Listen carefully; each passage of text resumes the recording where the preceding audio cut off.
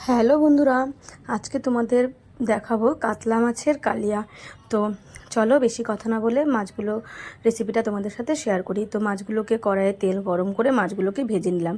তারপর ওই তেলের মধ্যে সামান্য অল্প একটু তেল দিয়ে জিরা ফোড়ন দিয়ে তার মধ্যে দিয়ে দিচ্ছি কুচিয়ে রাখা পেঁয়াজগুলো দেওয়ার পরে বেটে রাখা আদা রসুন আর লঙ্কা পেস্টটাও দিয়ে নাড়াচাড়া করে নিয়েছি।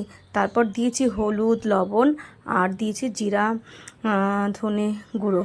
দেওয়ার পরে ভালো মতো কষিয়ে নিয়ে একটু জল দিয়ে দিয়েছিলাম। ও হ্যাঁ, টমেটো ছিল না, তাই একটু টমেটো সসও দিয়ে দিয়েছি।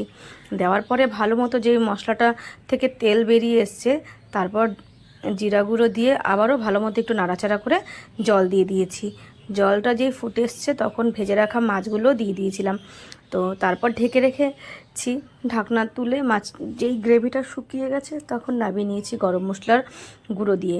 ভিডিওটা কেমন হয়েছে তোমরা কিন্তু অবশ্যই আমাকে কমেন্টস করে জানিও।